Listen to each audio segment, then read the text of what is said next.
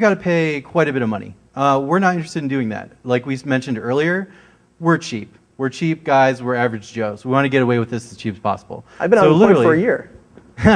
Yeah, you know. So I mean, why pay for it? And the actual cost with the provider that we use per lookup is like 0.0024 cents, right? And so obviously that gets you pretty far.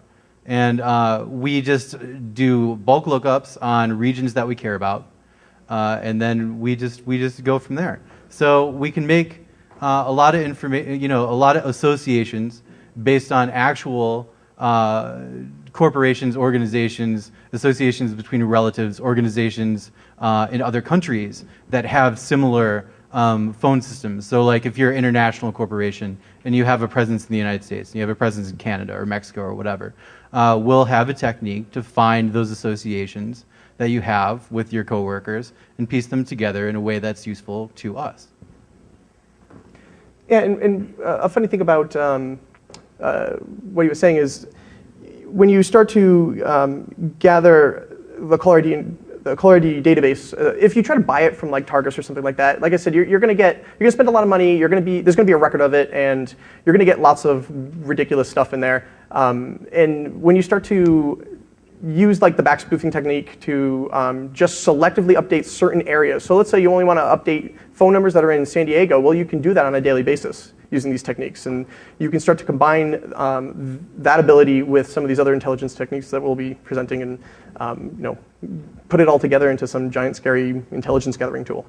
And so, backspoofing is very easy and it's been very well known. So you just get a VoIP provider that has caller ID lookups enabled on an incoming DID and on an incoming phone number to, let's say, an asterisk box. And you just make a phone call outbound back to that number that you control, spoofing the caller ID outbound. So I make a call outbound spoofing Don's cell phone number here. It goes out, they do the lookup, and they send it back to me, and then I just log it.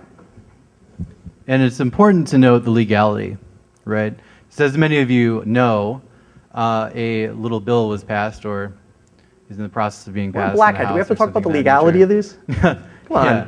So the interesting thing is that this new legalese states that it's illegal to deceive or defraud, right?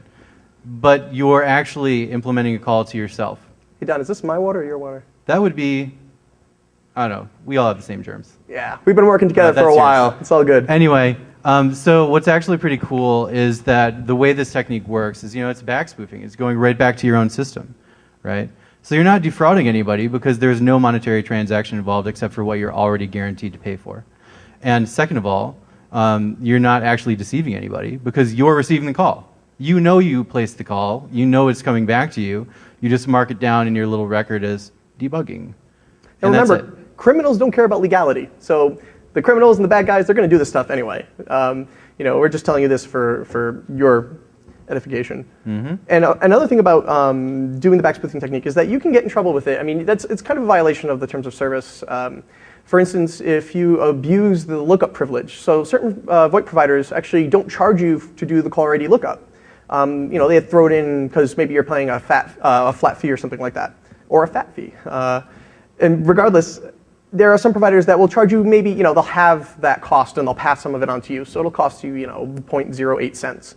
And if you start to do 10,000 lookups a day, short little bursts of calls that don't actually connect and don't make them money, they might say, hey, we're paying for all this and, we're going to cut you off. But the ones that actually charge you a little bit of money, they'll be less likely to do that because they're not footing the entire bill. So just something to keep in mind when you're doing that technique. And of course, like we said, the advantages and disadvantages of getting a service and buying a database versus just doing the backspoofing technique. Specifically is these websites like bulkzname.com, and there's other ones out there like that. They charge about $100 per 1,000 lookups. And of course, these caller ID databases that they have, they're not totally up to date. And so if you can get different VoIP providers that advertise, oh, I use the AT&T caller ID database, I use the Verizon caller ID database, et cetera, or we have our own, whatever, that's going to be higher quality and more up-to-date information that you'll be pulling versus if you go through some random website like this. Yeah, so you don't have to do your math yourself. Essentially, what we're seeing as far as cost right now 10,000 lookups is charging us about a little less than $30. So you can see the difference, right? Obviously, it's cost effective to do it with our technique. So. And you get better data. So, of course, the main idea here is to actually develop, as we said, your own white pages. But, you know, what exactly is that really going to get you? Celebrity phone numbers. Celebrity Who wants to call Megan indeed. Fox? Anybody? Megan Fox's Nobody phone here? number? Come on, this is Blackhat and DEF CON, right? Yeah. Come on, I know it's the last raise your talk of the hands. last day, Yeah, but we're everybody's tired auctioning and Megan sleepy. Fox's cell phone number off. Anybody? Any takers?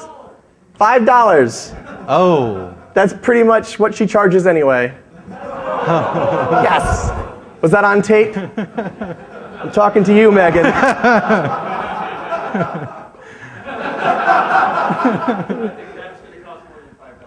Ooh. TMZ, give me a call. Yeah. I'm dating Megan Fox now. I don't know if I should just leave now or stay here. Okay, anyway, so the cool thing is that we can filter, right? I mean, if I know you work for a large corporation and I care about your corporation, I want to steal your data, and it's relevant to me to get all your phone numbers. I'm going to use this technique in the region that your company are, right? But what I'm actually going to do is I'm going to filter. So this is the cool part, right? So usually what we do is we say, all right, I need a specific reason. I know your company is in Cupertino or San Diego or whatever, right? I'm going to use my old friend Nampa, right? And what I'm going to end up doing is just looking through the database saying, okay, what rate center corresponds with that specific location? And then I'm going to say, what NPA and XX actually correspond with that rate center? So, you know, for Denver, we've got 303, 947, and all kinds of different things. And you just actually say, all right, I'm going to start taking samples all over the place of these specific NPA NXX or exchange, right, area code exchanges. And you're going to look for places where you're seeing data, right? Because a lot of these are going to be unallocated. You're going to see bulk numbers that just haven't been allocated yet. Because even, you know, unlike IPv4, it's almost like a dark net of phone numbers. It's kind of weird. Like even though there are millions of people in the United States, somehow we have tons of unlisted, unused numbers, even though IPv4 is you know, dying severely. So it's kind of weird. But it's cool because that makes it really easy for me, right? So if I just go out and pull these, you know, take samples of all these ranges, then I know specifically, oh, hey, your company is probably over here because I'm seeing tons of lookups resolving versus over here I see a bunch of unavailable, and that doesn't mean anything to me. So I figure out where you're most likely to be, and then I isolate my scan there, and then from there I can proceed accurately and get a really high percentage of probability that I'm going to hit your company. And we succeed pretty much 99% of the time. Yeah, and another thing right here, the HLR records to determine the real provider, that's very important. We touched on that just a little bit ago. The main reason why we want to know what provider you have is because if I'm doing a scan in, let's say, Rhode Island, which has like 4 people in it, you know, as you're scanning it, you're going to find 3 entries for, you know, an individual. It'll be their landline, maybe the second landline, and their cell phone number. And they're probably all going to look exactly the same. So it may say J. Smith for 3 numbers. You don't know which one is which. So when you go to HLR, HLR will at least tell you, okay, this isn't a cell phone number, this isn't a cell phone number, but this is, and it's AT&T or T-Mobile or whatever. So that's when we're trying to do provider-specific attacks or cell phone-specific attacks, we don't want to be attacking landlines. That's dumb and wasteful. And if you're trying to do this on a mass scale, you just want to get all that stuff out of the way. You want to focus on you know, the devices that you want to actually attack, which are cell phones. So, or the individual behind that cell phone. So that's where the HLR stuff comes into play. It at least tells us that, yes, out of these 3 numbers, this one is the cell phone, and it's on this provider. And if you have specific attacks for that provider, then go ahead and use them. And that's high confidence information. So if you go look up in the NPAN database, you know, for the list of all of AT&T owned numbers, that isn't always updated. That's not always up to date. So it might say that, you know, this person's number is owned by AT&T. Well, they could have ported it to T-Mobile yesterday, and HLR will tell us that. So if we were going to try to launch an attack against somebody that was maybe specific to AT&T, it might fail. It might give up it might fail in a bad way, in a noisy way that they might notice and make them suspicious. So at least now we say, okay, they're T-Mobile now. We can start to target this. And there's also another important thing to remember is that companies merge, right? Yeah. And anybody that has looked at this database before knows that it's filled with companies that no longer even exist, right?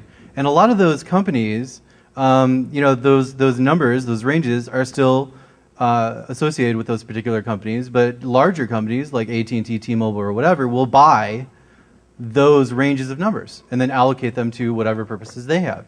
So it's important to go out there and say, hey, what region am I looking at? What mergers occurred in this region or whatever? And that's, again, where HLR really comes into play here and is so important, because instead of looking for thousands and thousands of numbers, if you're looking for AT&T in a region where, hey, there is no AT&T in this database, they've bought ranges from someone else or have been allocated ranges from a dead company.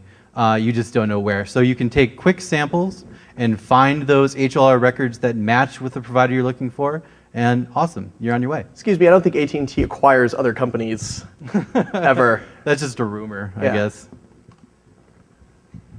So this is just a simple entry that I thought was funny. Haha.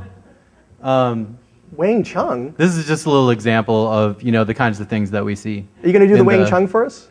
I may dance a little bit later because I've got the shoes. What happened to the Wang Institute entry?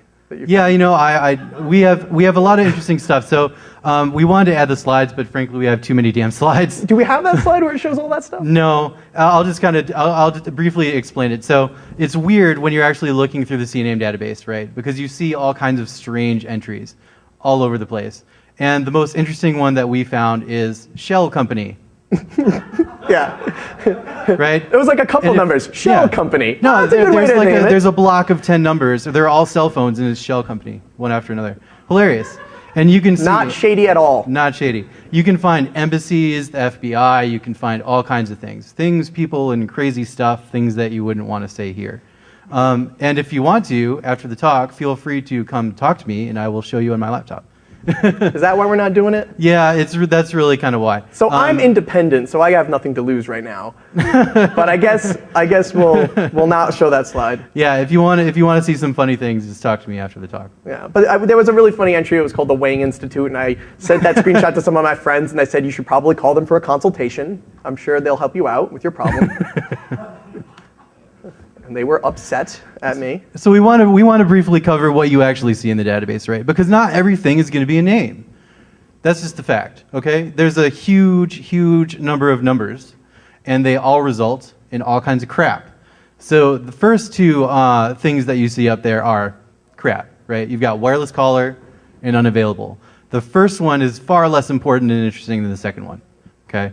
The first one just means, oh, you ported to a company that actually has CNAME database entries, but because it's been ported and it's been ported for a company that didn't have caller ID database entries, you now suddenly end up with wireless caller. So very boring. It just means that more likely, there's probably like an 80% chance that this has actually been a ported number from another provider.